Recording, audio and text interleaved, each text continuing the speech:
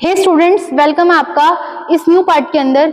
यहाँ पर मैंने आपकी क्लास 10th की एनसीईआरटी एग्जाम्पलर की सीरीज को स्टार्ट किया हुआ है और हमने चैप्टर लिया हुआ है कौन सा, अवर एनवायरनमेंट। इससे पहले मैं बायोलॉजी के आपके लाइफ प्रोसेस को कंप्लीट करवा चुकी हूँ और केमिस्ट्री के 4 चैप्टर्स को हम क्या कर चुके हैं, कंप्लीट कर चुके हैं। So today our topic is on our environment. यहाँ के मैंने आपके एमसीक्यू को कवर करवा दिया था।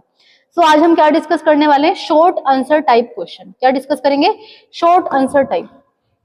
अगर हम बात करते हैं शॉर्ट आंसर टाइप की, तो हमारा फर्स्ट क्वेश्चन क्या रहेगा, why is improper disposable of waste a curse to a environment. अगर हम अपने एनवायरनमेंट में से डिस्पोजेबल वेस्ट को अच्छे से डिस्पोज नहीं करेंगे तो हमारे एनवायरनमेंट में क्या क्या दिक्कतें आ सकती हैं। देखिए, हमें वेस्ट को क्या करना है, प्रॉपर डिस्पोज करना है। तो डिस्पोज का मतलब बेसिकली क्या होता है, टू गेट रिड ऑफ। हमें क्या करना है, उस वेस्ट से क्या चाहिए, छुटकारा हमें पाना है। तो हम लोग क्या कर सकते हैं, सबसे पहले उसको, अगर हम वेस्ट को डिस्पोज ही नहीं करेंगे तो हमारे एनवायरनमेंट में क्या हो जाएगा भाई, हमारा एनवायरनमेंट कैसा हो जाएगा, पोल्यूटेड हो जाएगा। कैसा हो जाएगा, पोल्यूटेड हो जाएगा। ठीक है, वाटर पोल्यूशन भी देखने को मिल सकता है, लैंड पोल्यूशन भी आपको देखने को मिल सकता है, एयर पोल्यूशन भी आपको देखने को मिल सकता है। अगर पोल्यूशन ज्यादा होगा तो डिजीज के चांसेस भी क्या होंगे, ज्यादा होंगे। ऐसी कॉलोनी या फिर ऐसे लोकल एरिया जहां पर वहां पर ह्यूमन बींग्स रहते हैं और वहां का जो क्या होगा, डिस्पोजेबल अच्छे से वेस्ट नहीं होगा, तो वहां पर डिजीज के चांसेस कैसे हो जाते हैं, ज्यादा हो जाते हैं। तो उस कंडीशन के अंदर जो ह्यूमन की पोजीशन है वो कहां पर आ जाती है, एक वनरेबल सिचुएशन में आ जाती है। तो हमें इन बातों को ध्यान में रखते हुए क्या करना चाहिए, अच्छे से अपने वेस्ट को क्या करना चाहिए, डिस्पोज कर देना चाहिए। So our next question is, write the common food chain of pond ecosystem. हमें एक पोंड के अंदर एक फूड चेन को क्या करना है, ड्रॉ करना है। तो आपको पता ही है, जो पोंड है वो एक नेचुरल एक्वेटिक इकोसिस्टम है। ठीक है, क्या है, इकोसिस्टम है। एंड इकोसिस्टम क्या होता है, ecosystem is that which is consist of biotic and abiotic factors. तो अगर मैं बात कर रही हूँ पोंड इकोसिस्टम की, तो यहाँ पर अगर हम पोंड इकोसिस्टम बनाएंगे तो ये कैसा होगा, हमारा आर्टिफिशियल हमारा कैसा होगा, फ्रेश वाटर इकोसिस्टम होगा। तो सबसे पहले हमें क्या करना है, हमारे पास हमारे पोन्ड्स में कौन होती है, एल्गी। कौन होती है, एल्गी। ये कौन है, हमारी छोटी छोटी एल्गी है। ठीक है, एल्गी को कौन फीड करेगा, प्रोटोजोआ। कौन करेगा, प्रोटोजोआ। प्रोटोजोआ को कौन करेगा, स्मॉल फिश। कौन करेगी, स्मॉल फिश। और स्मॉल फिश को कौन ईट करेगा, हमारी लार्ज फिश। Large fish. तो बेसिकली ये क्या है, एक पोंड इकोसिस्टम की फूड चेन है। एल्गी क्या है यहाँ पर, प्रोड्यूसर। क्या है, producer. Producers which synthesize their own food with the help of sunlight. ठीक है, protozoa, these are the primary consumers or we can say that these are the herbivores। ठीक है, देन इसको कौन फीड करेगा, इसको कौन ईट करेगा, हमारी स्मॉल फिश। और स्मॉल फिश को कौन ईट करेगी, हमारी लार्ज फिश। तो these are the basically food chain of pond ecosystem which consist of 4 trophic level। तो यहाँ पर आपको इस तरीके से एक फूड चेन को ड्रॉ करना है, प्रोड्यूसर को एक्सप्लेन करना, primary consumer, then secondary and then tertiary consumer. आप क्या कर सकते हैं, यहाँ पर एक्सप्लेन कर सकते हैं। ठीक है, होपफुली क्लियर होगा स्टूडेंट्स आपको। 24, what are the advantages of the clothes bag over the plastic bags during the shopping। whenever we are going to a shopping, हमें आजकल बताया जाता है कि हम लोग जनरली प्लास्टिक बैग्स की बजाय क्लोथिंग बैग्स का यूज करते हैं। इसका सबसे ज्यादा मेजर रीजन क्या है, clothing bags are the made up of biodegradable substance, while आपके जो प्लास्टिक बैग्स होते हैं these are made up of non biodegradable substance. जितने भी आपके बायोडिग्रेडेबल सब्सटेंस होते हैं they can easily degrade with the help of small micro organism, but plastic bags easily degrade नहीं होते हैं। तो जनरली हमारे जितने भी क्या बोलते हैं, क्लोथ बैग्स होते हैं वो एनवायरमेंट फ्रेंडली होते हैं, और जनरली हमारे जितने भी प्लास्टिक बैग्स होते हैं वो एनवायरमेंट फ्रेंडली नहीं होते। प्लास्टिक बैग हमारे नॉन बायोडिग्रेडेबल होते हैं और जबकि क्लोथिंग बैग्स हमारे बायोडिग्रेडेबल होते हैं। वो कैसे होते हैं, नॉन बायोडिग्रेडेबल। ठीक है, और इनकी जो लाइफ शेल होती है वो भी क्या होती है, ज्यादा होती है, बिकॉज हम इनको क्या कर सकते हैं, अगेन एंड अगेन क्या कर सकते हैं, रिसाइकिल हम लोग इनको कर सकते हैं, बट इसको हम लोग रिसाइकिल नहीं कर सकते। क्लियर है सभी को, हाँ जी। So one next question is, Why are the crop field are known as artificial ecosystem? crop fields को हम लोग artificial ecosystem क्यों बोलते हैं? एंड इसको एक्सप्लेन करने से पहले मैं आपको बताना चाहूंगी कि आपके आर्टिफिशियल इकोसिस्टम क्या होते हैं. Basically ecosystem is consist of two types, artificial ecosystem and natural ecosystem. Natural ecosystem are those ecosystem which found in our nature, ठीक है, जो these are sustained by and these are managed by nature itself. But हमारे जो artificial ecosystems होते हैं, these are the manmade ecosystem. इसे हमारा nature क्या नहीं करता, मेंटेन नहीं करता, बट जितने भी हमारे मैनमेड इकोसिस्टम होते हैं, हम ह्यूमन बींग्स उसको सस्टेन खुद करवाते हैं, उसको मैनेज खुद करवाते हैं. ठीक है, तो मैं आपको बताना चाहती हूँ कि आर्टिफिशियल क्यों है, खुद ही क्यों है. बिकॉज किसी भी क्रॉप, मान लेते हैं ये हमारी क्या है, क्रॉप फील्ड है. क्या है, क्रॉप फील्ड है. क्रॉप फील्ड के लिए आप क्या करेंगे, पहले सीड को लेंगे. ये मान लो हमारे क्या है, सीड है. ठीक है, अब इन सीड को यहाँ पर क्या करेंगे, सो करेंगे. आपने डाल दिए, क्या कर दिए, डाल दिए, सोइंग. ठीक है, आपने क्या कर दिया, इनको बो दिया. इसके बाद ये बड़े हो जाएंगे.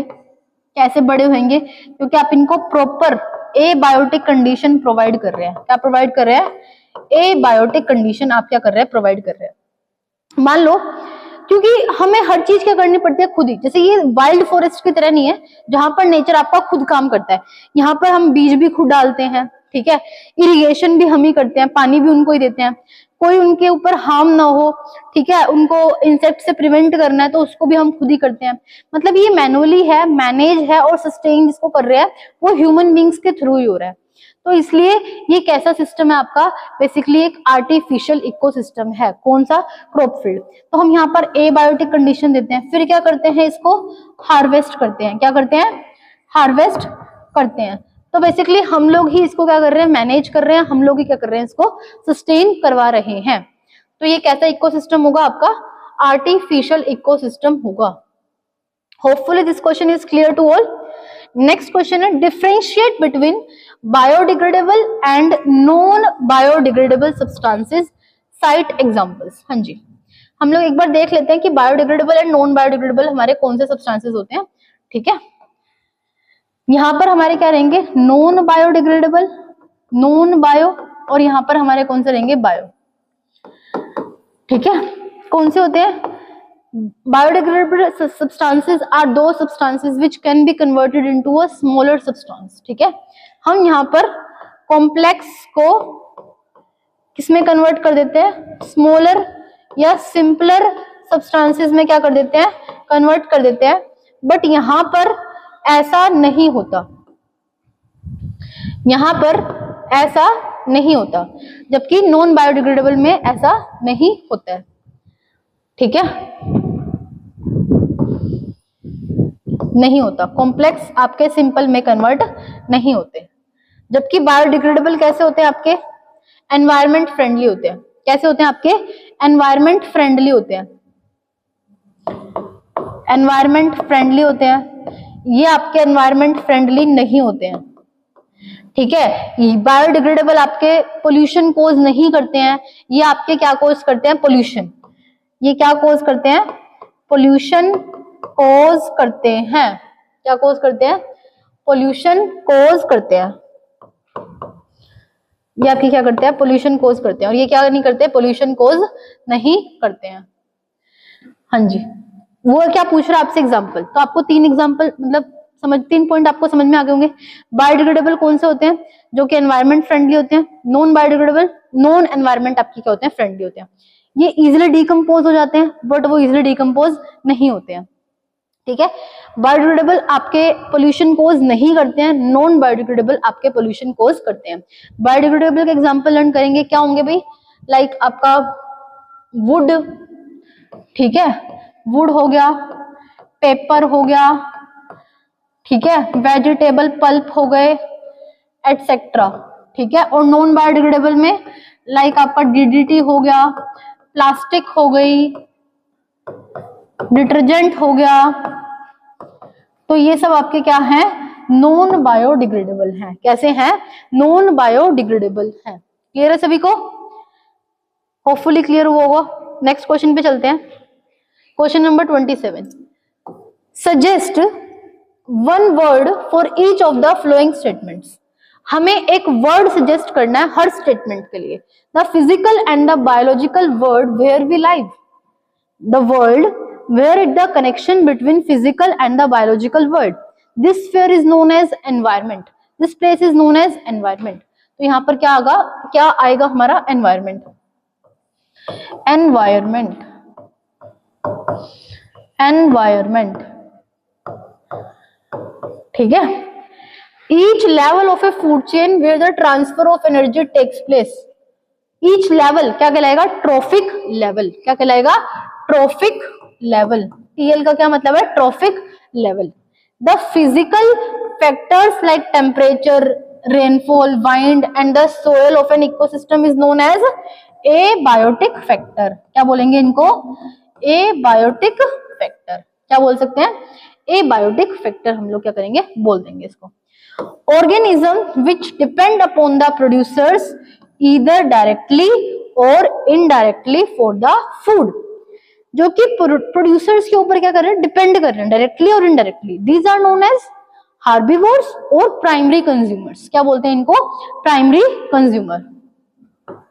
क्लियर है अभी सभी को, these are known as primary consumer. Primary consumer हम लोग इनको बोल सकते हैं, और we can say that we herbivore, herbivore. Okay, question number 28 is explain the role of the decomposer in the environment. Student ये क्वेश्चन आपका मोस्ट रिपीटेड क्वेश्चन है, और ये क्वेश्चन आपका इंपॉर्टेंट भी आप कह सकते हैं, ठीक है। What is the role of decomposer in the environment. देखिए, what are the decomposers, decomposers कौन होते हैं, decomposers are those organism which feed on dead and decaying organic matter, ठीक है। जो डेड और डिकेइंग ऑर्गेनिक मैटर के ऊपर क्या करते हैं, फीड करते हैं, ऐसे ऑर्गेनिज्म को हम लोग क्या बोलते हैं, डीकम्पोजर्स, ठीक है। अब बात करते हैं कि इनका क्या रोल है। अगर मैं इनका थोड़ा सा रोल आपको एक्सप्लेन करूं यहाँ पे, first of all they clean the environment. क्या काम करते हैं ये, they clean the environment, they clean the environment. ये एनवायरमेंट को क्लीन करने का काम करते हैं। क्यों, क्योंकि देखिए, अगर मान लो कोई एनवायरमेंट में मर गया, मान लो कोई भी जीव है या फिर कोई भी ऑर्गेनिज्म है, वो किसी कारणवश मर गया, तो उसके ऊपर खाएंगे उसको, डेड एंड डिकेइंग को, मतलब बेसिकली क्लीन करने का काम करते हैं कौन, आपके डीकम्पोजर्स, ठीक है। दे कन्वर्ट, दे कन्वर्ट, ये किसका काम करते हैं, organic substance into inorganic substance, या आपके ऑर्गेनिक सब्सटेंस को इनऑर्गेनिक सब्सटेंस में कन्वर्ट करने का काम करते हैं। और ये क्या करते हैं, they increase the nutrients to the soil. ये सोयल के अंदर न्यूट्रिएंट्स के लेवल को क्या करते हैं, इंक्रीज करते हैं। हाँ जी भाई, डीकम्पोजर्स मोस्ट इंपॉर्टेंट है, फंक्शंस आप लोग लर्न करेंगे। क्लीन, हमारे एनवायरनमेंट को क्लीन करते हैं, ऑर्गेनिक मैटर को इनऑर्गेनिक मैटर में कन्वर्ट करते हैं, और ये न्यूट्रिएंट्स इंक्रीज करते हैं किसके अंदर, हमारी सोइल के अंदर, that which are very helpful in the growth of the plant. So these are the functions of decomposers. Clear है अभी सभी को, हाँ जी। क्वेश्चन नंबर 29 देखते हैं, select the mismatched pair in the following and the correct it. हम mismatch pair देखेंगे। Biomagnification, accumulation of the chemical at the successive trophic level of a food chain. सही है ये तो बात। बायोमैग्निफिकेशन क्या होता है, हर एक सक्सेसिव लेवल के ऊपर आपका क्या होता है, केमिकल का क्या होता है, इंक्रीज होते हैं। केमिकल क्या करते हैं, इंक्रीज करते हैं हर ट्रॉफिक लेवल के ऊपर। Ecosystem, biotic component of environment. अरे नहीं भाई, ecosystem is consist of biotic as well as a biotic components, ठीक है। तो हमारा आंसर तो हमें मिल गया है, इकोसिस्टम वाला। एक्वेरियम एक मैनमेड है, हाँ जी। Parasites are those organism which obtain their food from the living organisms. Clear है, हाँ जी। नेक्स्ट क्वेश्चन देखते हैं। These are the last question of our class. We do not clean the ponds or lakes, but an aquarium needs to be cleaned. Why?